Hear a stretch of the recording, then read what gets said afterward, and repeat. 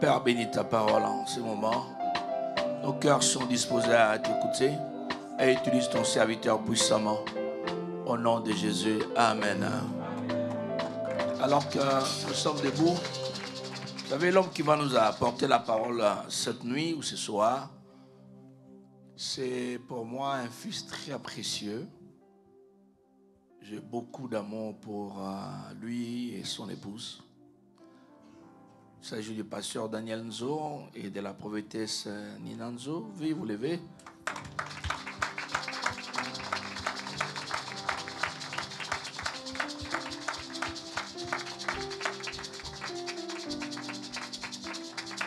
Croyez-moi,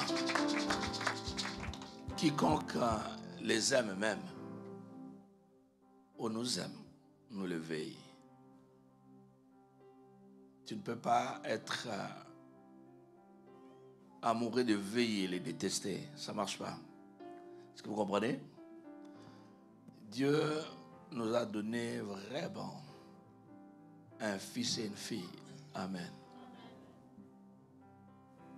Un fils et une fille. Croyez-moi, ils nous écoutent comme des parents. Quand nous disons oui égale oui, quand nous disons non égale non. Un jour, je priais, je pleurais dans mon grand désespoir. J'ai dit, qu'est-ce que je suis venu faire dans ce pays? Il dit, toutes les relations que j'avais, je les ai abandonnées. Je suis seul dans ce pays. Je n'ai personne. En fait, quand je dis je n'ai personne, en fait, le diable m'a aveuglé. Je ne vous ai même pas vu. Donc, ouais, qui a déjà connu cette crise où vous ne voyez personne? Élie avait connu cela, dit, on a tué qui? Tous les prophètes, je suis resté seul, alors qu'il y en avait encore, je crois 700? 7000. Voilà. Alors, je crois que moi, je voyais, donc je disais, j'étais tellement abattu. Je disais à ma femme, je dis, chérie, moi, je commence à considérer retourner. J'en avais là. Si cela vous est arrivé, ne soyez pas étonnés, parce que moi-même, ça m'est arrivé. Si vous vous cachez, moi, je l'ai dit. Parce qu'il y a des gens qui ont le don de cachotterie, vous comprenez, hein? Ils cachent même des choses qu'on ne cache pas. Même pour connaître leur adresse, c'est un problème. Je ne comprends pas, vous cachez des choses qu'on ne cache pas, qu'on peut les trouver facilement même sur Google.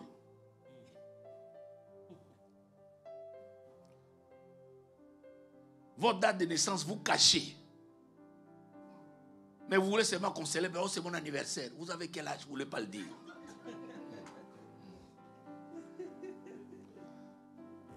Vous avez peur de votre adresse, pourquoi? De votre anniversaire, pourquoi? Moi, je ne suis pas étonné qu'il faut que des prophéties sortent en donnant votre date de naissance. Oui, parce que Dieu trouve que non, il faut qu'on sache que vous êtes des cas. Le 24 novembre. Ah oui, c'est moi, ouais. 1960, 1988, oui, c'est moi. Vous cachez ça pourquoi? Si Dieu n'a pas eu honte de vous faire naître ce jour-là. Mais pourquoi vous avez honte? Vous ne voulez pas qu'on sache? Vous cachez quoi? Vous voulez qu'on vous voit plus jeune? Mais dis, pourquoi vous voulez qu'on vous voit plus jeune? Qu'on connaisse votre âge, c'est tout. Il y a d'autres même qui veulent qu'on les connaisse plus vieux. Les hommes veulent qu'on considère qu'ils sont plus vieux. Et les femmes veulent qu'on les considère plus jeunes. C'est pas ça. C'est pas ça. Hein, pasteur? Ouais. Bon, anyway.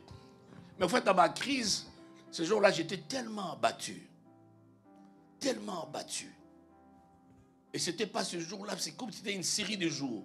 J'ai dit, oh Seigneur, non, j'en ai marre. Non. Non, Trudeau et Legault ne m'auront pas. Donc, tu comprends? Je vais partir. Et dans cette crise profonde, je priais, je pleurais, j'ai dit, Seigneur, j'ai dit, ma vie n'est pas la même chose que je vivais en Afrique. Élie, tu n'étais pas le seul, tu comprends? Il dit, je suis seul. Et surtout une chose que je dis, je suis seul. Et c'est là où Dieu m'a dit, non, tu n'es pas seul. Là, il m'a dit, je t'ai donné des filles et des fils. Oh, je croyais que tu allais dire amen. C'est vous qui ne dites pas amen qui me découragez là. Vous avez dit quoi?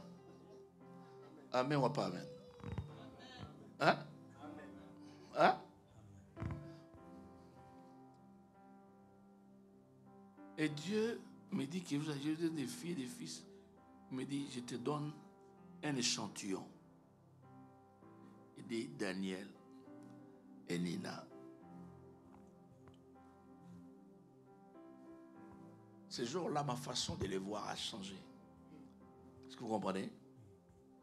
A changé profondément. Profondément. Dieu dit que je t'ai donné des filles et des fils.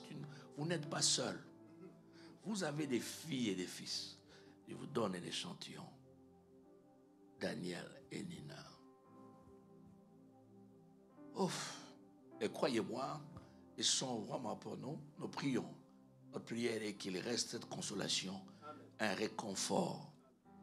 Avoir des filles, un fils et une fille qui vous écoutent comme cela, ça vous réconforte. Plusieurs ont tenté de nous critiquer auprès d'eux, ça ne marche pas. C'est pas ça.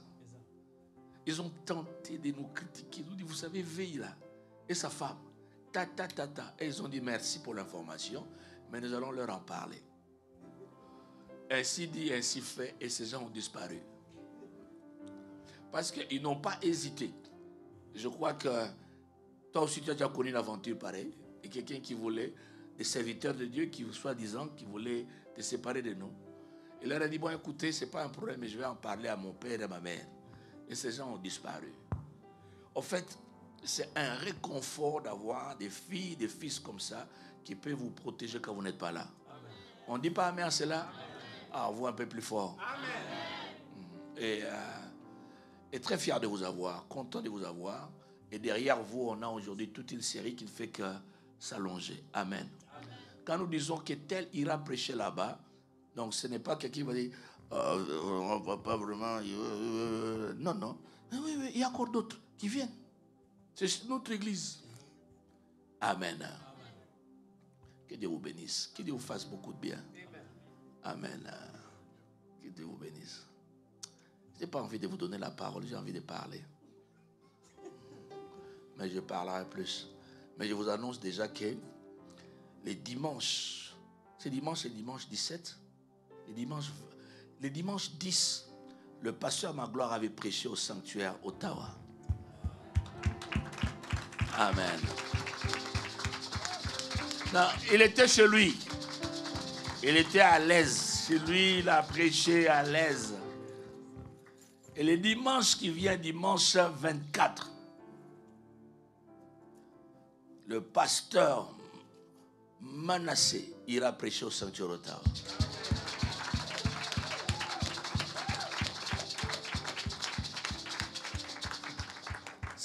C'est leur église. Amen. Nous, on cherche à la voir ici les dimanches, mais il dit, papa, moi je ne suis pas comme vous, donc je reste à la maison. Il vient prêcher, il a dit, ah papa, je reste à la maison. Non, on comprend. Il viendra un moment, il va quitter. Et ne vous en faites pas, tout le monde nous allait défiler. Le pasteur Julien ira prêcher. Le pasteur, tout le monde ira prêcher, d'accord? C'est la maison, vous êtes chez vous, ainsi de suite. Et nous saluons tout le monde du sanctuaire Ottawa qui est en train de suivre. Amen. On peut acclamer le Seigneur. Et nous rendons gloire à Dieu. Aidez-moi, frères et sœurs, à accueillir encore une fois le pasteur du sanctuaire héritier des promesses, Ottawa, en la personne de Daniel Matankamanzo.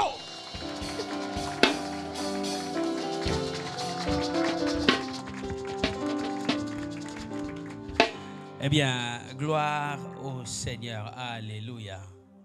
Nous bénissons les Seigneurs pour ce temps qu'il nous accorde d'être encore dans sa présence. Et je vous salue à tous. Aidez-moi à saluer votre voisin. Souhaite le bienvenu dans la maison du Seigneur.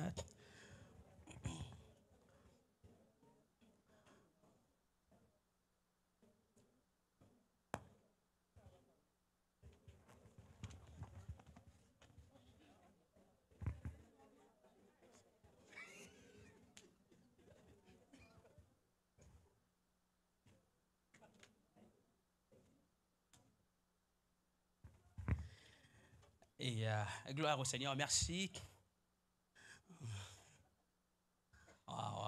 Nous bénissons les Seigneurs. Eh bien, nous pouvons reprendre place. Merci.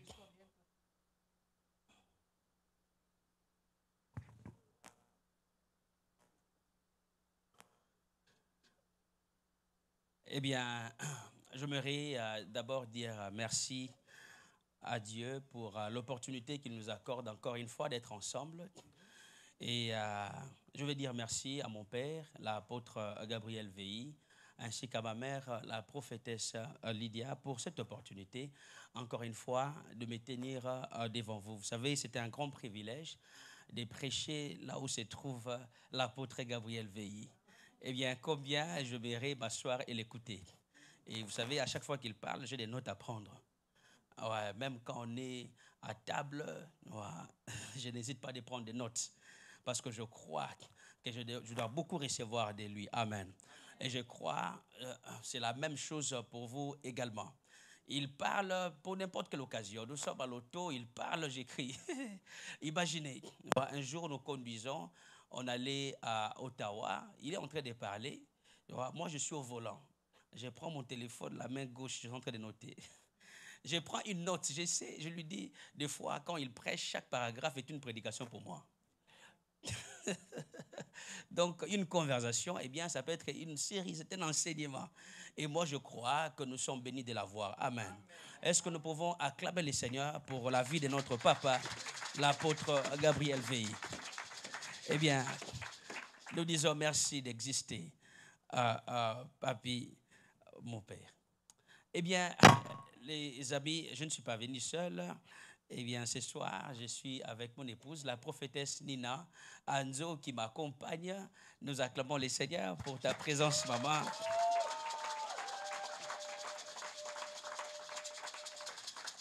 Gloire au Seigneur. Et nous bénissons Dieu. Amen. Vous savez, les dimanches passés, nous avons vraiment été bénis de la présence du pasteur Magloire. Waouh, quelle parole! Le voix de Dieu. Nous avons vraiment été bénis. C'était powerful. C'était vraiment, vraiment puissant. Nous bénissons Dieu pour ta vie. Amen. Et nous bénissons déjà le Seigneur pour la présence de tous les autres pasteurs qui passeront. Nous bénissons. Et les dimanches prochains, nous sommes avec pasteur Manassé et nous serons contents. Et bien évidemment, nous serons avec le pasteur Babouda. Nous serons ravis. Amen. Et vous savez, les dimanches passés, non, c'était puissant. C'était vraiment puissant. Notre maman, non, il a allumé la maison. Non, il y avait incendie. Ouais. Ah non, il y avait incendie à l'église. Quelle atmosphère. Le pasteur a prêché, il a fini. On était là, on s'est préparé pour les offrandes. En tout cas, la prophétesse a dit, j'ai quelque chose. Elle a dit, j'ai 3. Elle a dit, j'ai 3 messages seulement à libérer. Non, ce n'était pas 3 messages, c'était 3 flammes de feu qu'elle a libérées. Et cela a incendié l'immeuble. Et nous avons passé des temps magnifiques. Eh bien, le pasteur peut témoigner, la prophétesse peut témoigner, c'était puissant. Eh bien, nous avons besoin de temps comme ça. Alléluia. Oh, nous acclamons le Seigneur. Maman, nous avons été bénis. C'était même pas prévu qu'elle parle. Vous savez, quand elle est là, non, elle ne peut pas rester assise, non, impossible.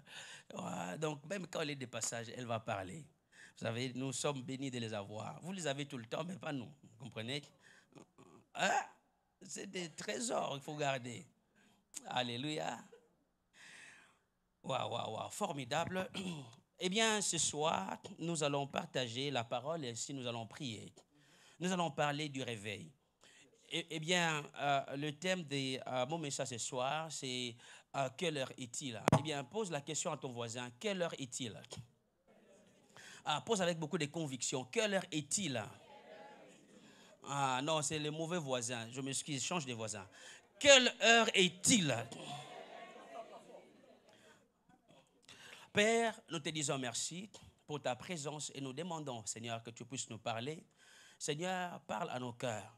Nous avons besoin de ce feu et Montréal a besoin de toi. Amen. Au nom de Jésus, Seigneur, que je disparaisse, que tu parles à ton peuple, un peuple précieux, un peuple précieux. Tu es allé à la croix pour eux. Nous te bénissons, Seigneur, pour ce que tu vas faire parmi nous. Au nom de Jésus que nous avons ainsi prié, nous disons Amen. Quelle heure est-il? Eh bien, c'est là le thème de notre message ce soir. Quelle heure est-il? Eh bien, les amis, nous devons savoir que dans la Bible, plusieurs fois, le Seigneur a demandé à son peuple d'avoir les discernements, n'est-ce pas? Les discernements du temps.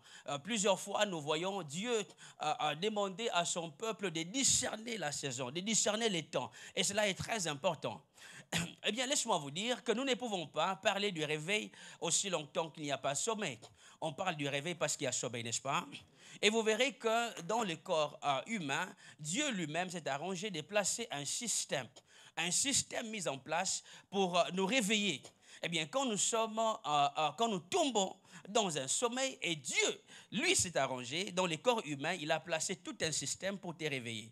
Même quand tu n'as pas envie de te réveiller, eh bien, le corps humain, au-dedans, il y a des hormones qu'on appelle les corticotropes, n'est-ce pas? Eh bien, ces hormones, une fois relâchées, le corps humain t'oblige de te réveiller.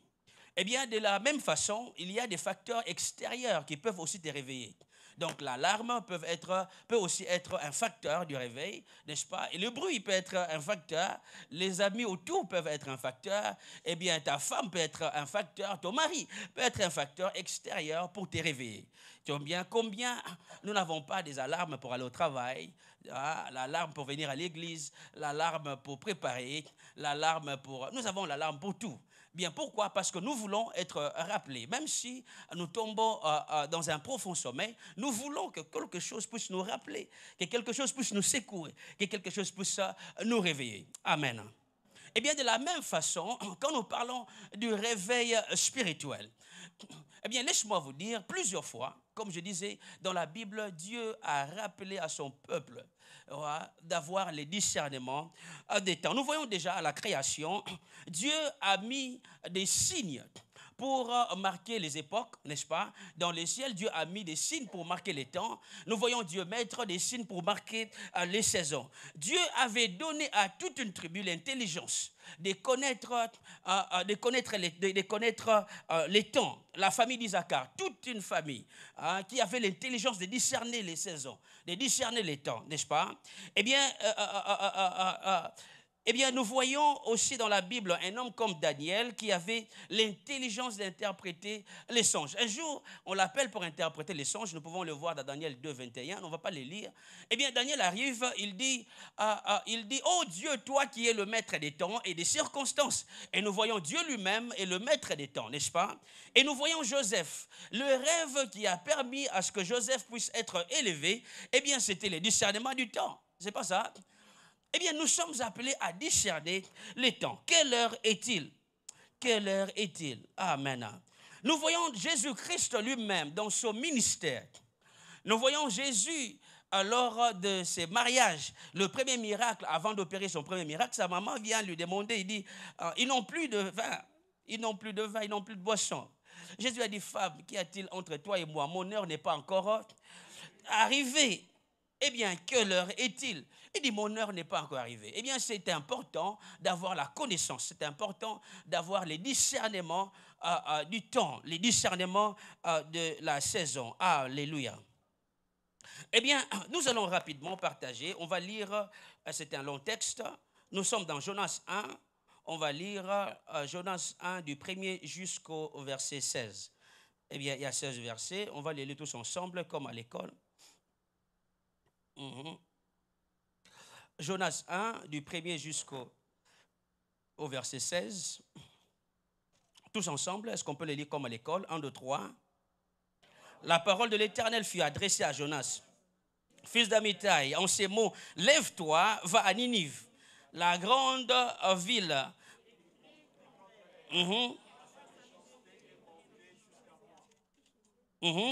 Et Jonas s'éleva pour s'enfuir à Tarsis, loin de la face de l'Éternel. Il descendit à Jaffo, il trouva un navire qui allait à Tarsis. Il paya le prix du transport et s'embarqua pour aller avec le passager à Tarsis, loin de la face de l'Éternel.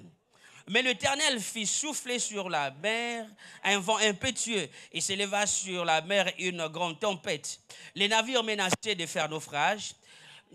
Les mariniers eurent peur, ils implorèrent chacun leur Dieu. Ils jetèrent dans la mer les objets qui étaient sur le navire afin de se rendre plus légers. Jonas descendit au fond du navire, se coucha et s'endormit profondément. Le pilote s'approcha de lui et lui dit, « Pourquoi dors-tu? Lève-toi, invoque ton Dieu. Peut-être voudrait-il penser à nous et nous ne périrons pas. » Ils se dirent l'un à l'autre, « Venez et tirons au sort pour savoir qui nous attire ces malheurs. » Ils tirèrent au sort et les sorts tomba sur Jonas. Alors ils lui dirent, « Dis-nous, qui nous attire ces malheurs? Quelles sont tes affaires et d'où viens-tu? Quel est ton pays et de quel peuple es-tu? » Il a répondu, « Je suis hébreu et je crains l'Éternel, les dieux des cieux qui a fait la mer et la terre. » Ces hommes eurent une grande frayeur et lui dirent, « Pourquoi as-tu fait cela? » Car ces hommes savaient qu'ils fouillaient loin de la face de l'Éternel. Parce qu'il leur avait déclaré, ils lui dirent, « Que te ferons-nous pour que la mer se calme envers nous? » Car la mer était de plus en plus orageuse. Il leur répondit, « Prenez-moi et jetez-moi dans la mer, et la mer se calmera envers vous. Car je sais que c'est moi qui attire sur vous cette grande tempête. » Ces hommes ramaient pour gagner la terre, mais ils ne purent, parce que la mer s'agitait toujours plus contre eux.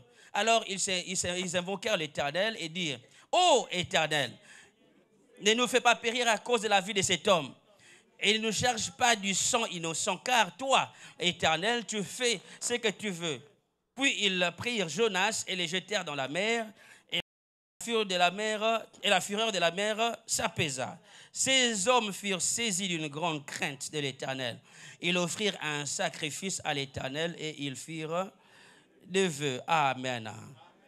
Eh bien, avant de toucher notre texte, nous voyons Jésus-Christ s'approcher de la ville de Jérusalem. Il regarde la ville, une très belle ville. Pendant que tout le monde voyait une belle ville, eh bien, Jésus pleura.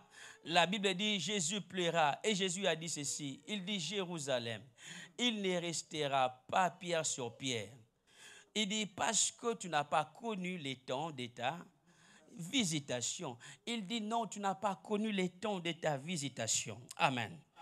Eh bien, il dit, il y a des choses que tu dois connaître qui appartiennent à ta paix. Les amis, laisse-moi vous dire qu'il y a des besoins. Tu veux que le Seigneur puisse te rencontrer à un lieu, mais le Seigneur veut que tu aies une connaissance. Il y a des connaissances aussi longtemps que tu n'as pas, tu ne pourras pas avoir la chose que tu attends. Mon peuple périt par faute de connaissances. Le peuple ne périt pas parce qu'il manque de force, non, pas du tout. Mais c'est tout simplement parce qu'il y a des choses qui appartiennent à ta paix que tu ignores. Alléluia. Il dit, tu dois connaître quelles sont des choses que tu ignores. Eh bien, ton niveau d'ignorance détermine la profondeur de tes chaînes. Aussi longtemps que tu es ignorant de ces choses, eh bien, tu ne pourras jamais te libérer de ça. Tu ne pourras jamais avoir certaines choses. La vie est faite des codes, les amis, croyez-moi. Nous sommes dans ces bâtiments, eh bien, il y a le Wi-Fi, c'est pas ça? Moi, je n'ai pas le Wi-Fi. Pourquoi? Parce que je n'ai pas les codes. Je ne connais pas les codes. Même si tu vois le nom du Wi-Fi, mais aussi longtemps que tu n'as pas les codes du Wi-Fi, tu ne pourras pas avoir accès. Est-ce que vous comprenez? Il dit, si tu connaissais les choses qui appartiennent à ta paix, if you know, si tu connais, tu connais. La connaissance est une grande clé.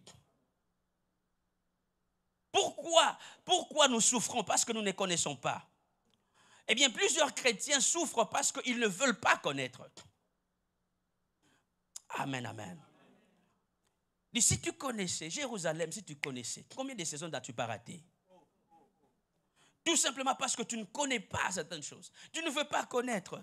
Tu es ignorant, tu vois, des Écritures, tu es ignorant de la. Tu ne peux jamais avoir accès à une promesse que tu ignores.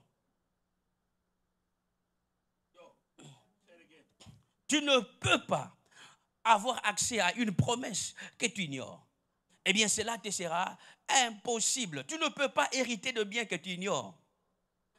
C'est pas ça. Cela est très important. Il y a des choses que nous devons connaître. Il y a des choses que nous devons savoir. Eh bien, Dieu ne cache pas ces choses. Dieu les a révélées. Il nous a révélé ces choses. Eh bien, c'est à nous de faire le pas vers la connaissance. Amen. Les grands problèmes, c'est que nous passons à côté des signes que le Seigneur nous donne, qui prouvent que c'est le temps de la visitation. Il nous donne tellement de signes pour que tu saches que tu es dans le temps de ta visitation. Mais toi, tu ignores ces signes. Tu demandes à Dieu de te parler encore. Mais Dieu t'a donné des signes qui indiquent que le temps est arrivé. Amen, amen. Je prie que le Seigneur puisse ouvrir tes yeux afin que tu puisses reconnaître que tu es dans le temps de ta visitation. Amen. Ne soyez pas distraits, les amis. Ne soyez pas distraits, ne soyez pas distraits, ne soyez pas distraits. Jésus a dit à ces gens, n'avez-vous pas connu les temps où vous avez été visités? Israël demandait la paix.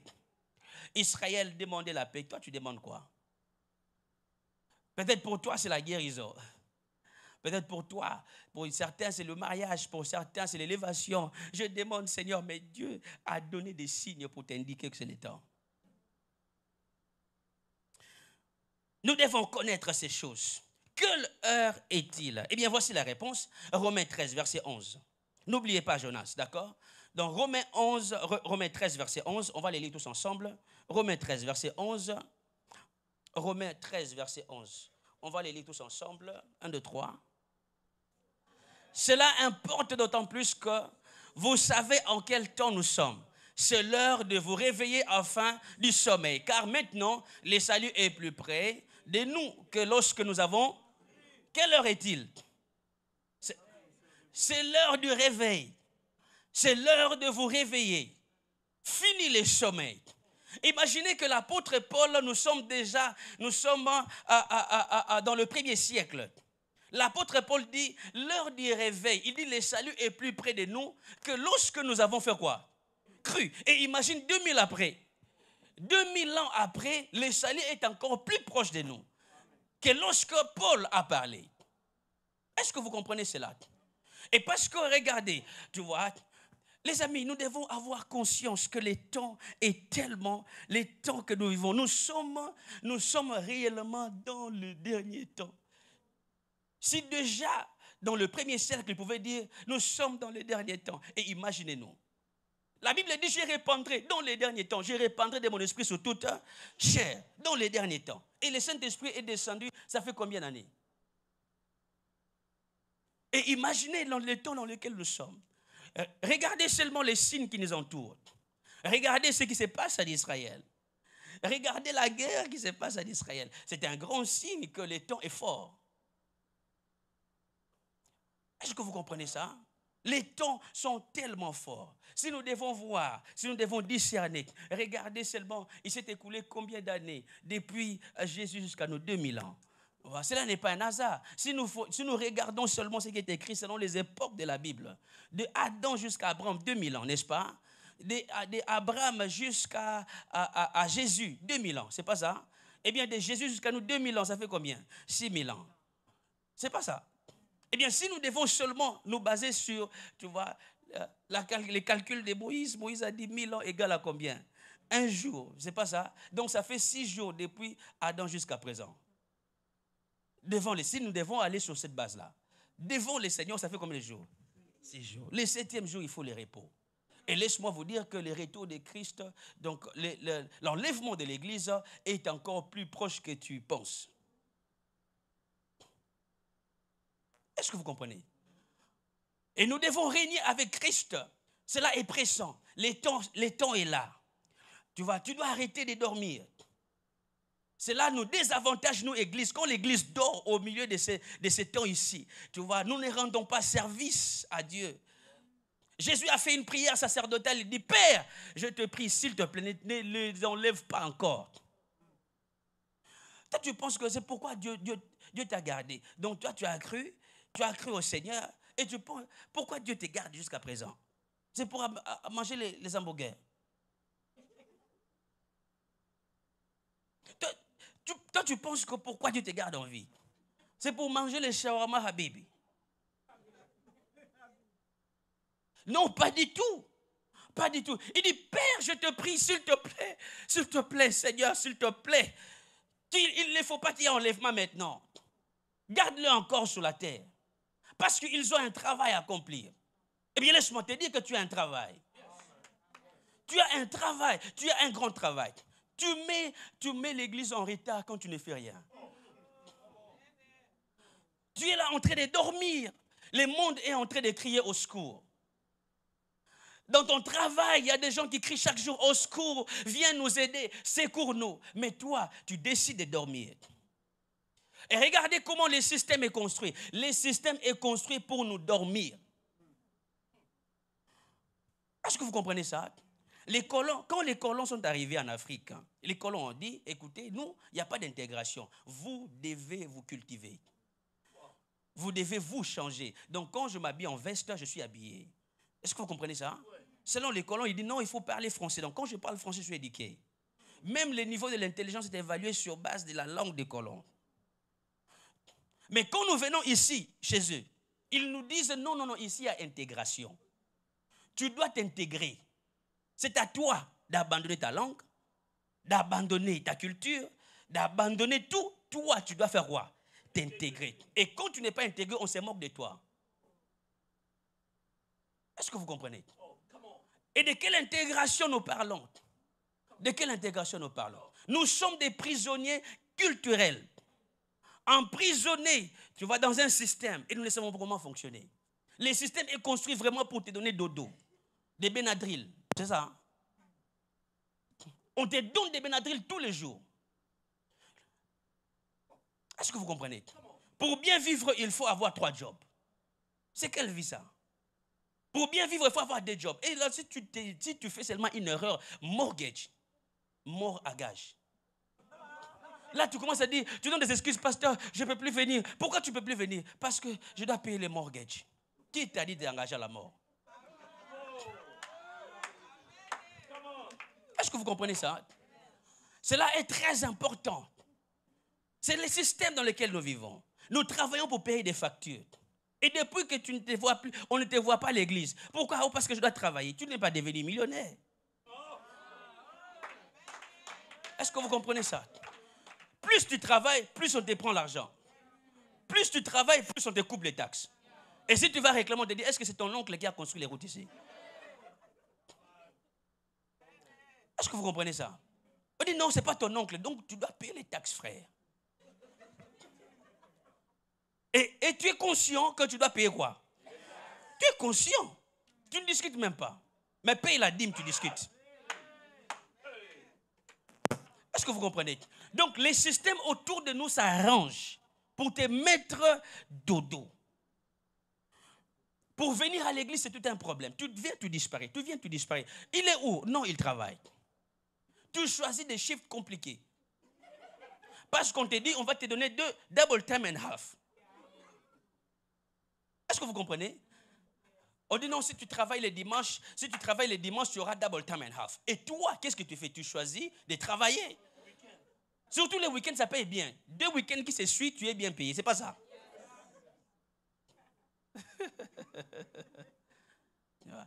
Et tu gagnes beaucoup d'argent. Tu dis non, écoutez, moi j'ai beaucoup d'argent. Et laisse-moi te dire que cet argent-là, Hydro t'attend. Ouais, Scotiabank t'attend. L'assurance passe, le mortgage passe. Et après, tu restes avec $10. En Afrique, ils savent que tu es au Canada. Et au Canada, tu sais que toi, tu es en Afrique. Tu n'as pas d'argent. Mais laisse-moi vous dire, c'est le système, c'est construit comme ça. Tu ne vas rien changer. Et on te dit, il faut intégrer, toi. Il faut intégrer. Et tu es là, tu as beaucoup de soucis dans la vie. Les gens qui sont en Afrique, qui n'ont pas d'argent, il est à l'aise. Toi, tu es ici au Canada, tu as beaucoup de problèmes. Et pourtant, tu gagnes combien? Oh non, je gagne $4,000 par mois. 4,000 par mois en Afrique, là, mais tu es riche. Mais comment tu es pauvre? Parce que le système est construit pour que tu puisses faire quoi? Travailler. Et à chaque fois que tu travailles, tu te rends compte que tu t'éloignes de l'objectif de Dieu. Un pas, un pas, un pas, un pas. Ceux qui ont décidé d'abandonner l'évangile, ils n'ont pas décidé d'abandonner. J'abandonne. Non. Ça a commencé petit à petit. Oh non, je pense que j'ai d'abord des objectifs à atteindre. Là, je vais prendre un job là vite fait. Tu as appris ça là. On ne te voit plus. On te cherche. Prière maintenant, tu n'arrives plus. Tu es où? Je vais revenir. Priez pour moi. Mettez-moi dans votre prière. Ah non. Non, non, non, non, non. Tu dois être sérieux. Il faut prendre ta vie au sérieux. Dis avec moi, je prends ma vie au sérieux. Quand tu ne prends pas ta vie au sérieux, c'est ce qui arrive. Après avoir beaucoup travaillé, ce même travail-là va te remettre un papier. Merci pour ton service. Maintenant, on va prendre les plus jeunes. Est-ce que vous comprenez? Ouais. On prend les plus jeunes parce que toi, tu n'arrives plus à produire. Et tu regardes ta vie, tu as tellement investi ta vie, mais dans les mauvaises choses, au mauvais endroit. Laisse-moi te rappeler. Tu es dans ce monde, mais tu n'es pas de ce monde.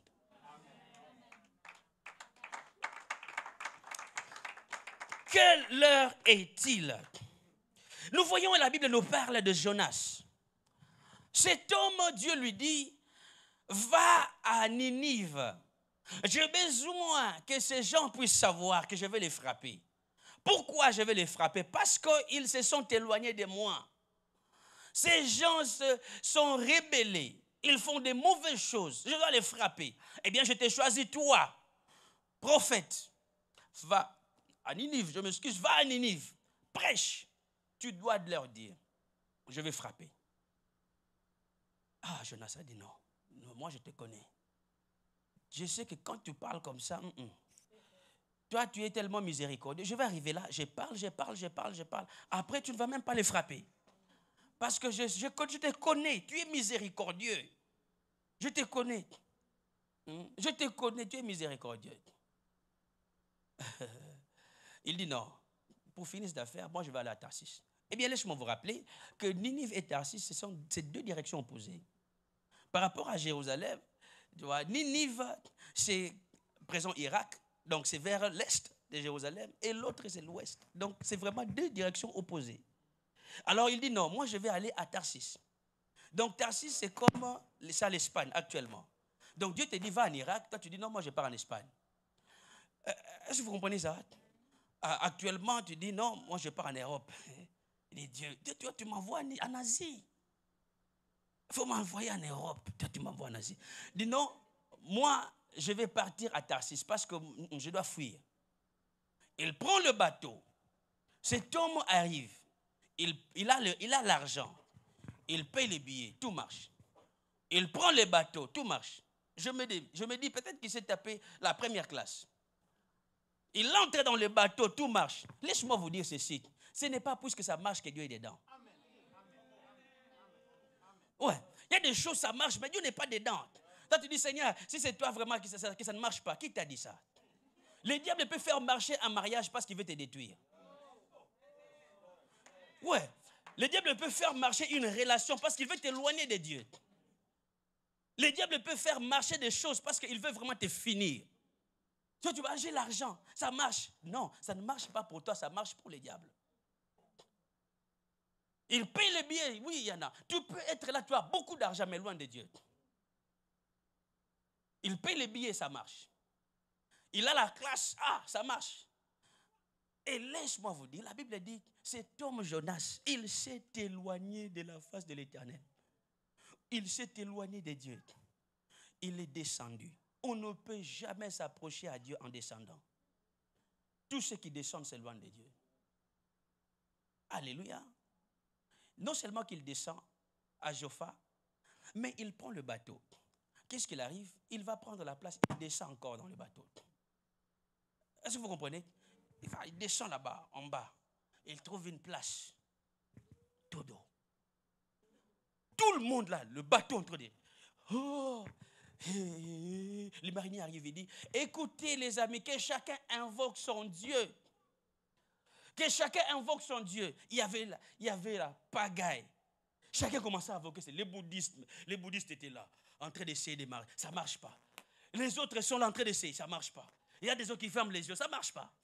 D'autres dansent, ça ne marche pas. Il dit, mais non, il y a un problème, il y a un problème. Quelqu'un doit faire quelque chose. On essaie de bâtir les hôtels, ça ne marche pas. Tu vois? Il dit, quelqu'un doit faire quelque chose. Laisse-moi vous dire, vous verrez que nous sommes dans un temps où tout le monde essaie de faire quelque chose. Il y en a, pour se sentir bien, il va pratiquer un peu de yoga. Tu vois? Tu vois? Il dit, mais pourquoi tu fais, tu vois? Il est en train de chercher. Tu cherches quoi là-bas? Amen. Un jour, nous allons à l'hôpital, on nous appelle, il y a un frère qui était malade. Un frère était sérieusement malade. Eh bien, on nous appelle, il y a un problème ici. Nous arrivons à l'hôpital. Eh bien, le médecin nous dit, écoutez, l'état dans lequel ces frères se trouvent, on ne peut pas autoriser des visiteurs. Il dit, il est dans quel état? On dit, non, le frère, en tout cas, il a fait une dépression overdosée. Vraiment, il était devenu littéralement fou, vous comprenez? Et le frère était attaché. Je dis au médecin, je dis, s'il te plaît, accorde-nous 5 minutes. On va seulement prier pour lui 5 minutes seulement. On prie pour lui et puis on part. Il dit, tu es pasteur? Je dis oui. Alors, il dit, je vais prendre un frère avec moi. Eh bien, nous entrons, on trouve les frères enchaînés, 2 pieds attachés, les mains attachées, la force qu'il avait. Ils ont dit, non, on ne peut pas les détacher. Si on les détache ici, tu vas fouiller. Il avait une force là, il est attaché. Et tu vois les sangs. Donc, il avait une force terrible. Les sangs, les cicatrices là, même jusqu'aujourd'hui, il a des cicatrices. Tu vois, attaché aux pieds, attaché aux mains. Il ne peut pas bouger. Ils avaient tellement serré ça. On arrive là, tu vois les frères saigner de partout. J'ai dit, mais qu'est-ce qui se passe? Nous arrivons, eh bien, on va prier pour le frère. J'étais avec un frère avec moi. On a prié, on a dit, Seigneur, s'il te plaît, fais grâce à ses frères. Dieu, dans sa miséricorde, Dieu l'a guéri. Il est revenu à lucidité. Et le médecin était à l'extérieur de la chambre, parce que cette chambre-là était vitrée, il y avait beaucoup de... Les médecins entrent, ils trouvent le frère normal. Il pouvait parler. Alors il dit, il y a quelque chose qui s'est passé ici. Le médecin ferme les rideaux. Il dit, il y a quelque chose qui s'est passé ici. Je lui dis, oui. Il dit, qu'est-ce que vous lui avez fait? Il dit, Jésus l'a guéri. Amen. Alléluia. Il dit, Jésus l'a guéri. Ils ont essayé de lui donner toutes sortes de médicaments pour le faire dormir. Il fait ça. Il revient. Ça ne marche pas. Jésus est venu, Jésus l'a donné la paix. Eh bien, ce médecin me dit, regarde, moi je suis médecin. Je suis le chef ici dans cette unité. Il dit, tel que je suis là, je suis aussi à la recherche de la paix. Je soigne les gens comme lui. Je suis ici en train de recevoir tout le monde. Mais moi-même, j'ai un problème. Je n'ai pas de paix. Il me dit, je me suis tourné vers le yoga. J'ai fait le yoga. Il est professeur à l'université à McGill. Il dit, tel que je suis ici, je n'ai pas de paix. Je cherche aussi la paix. Est-ce que tu peux aussi prier pour moi que j'aie la paix comme ton fils?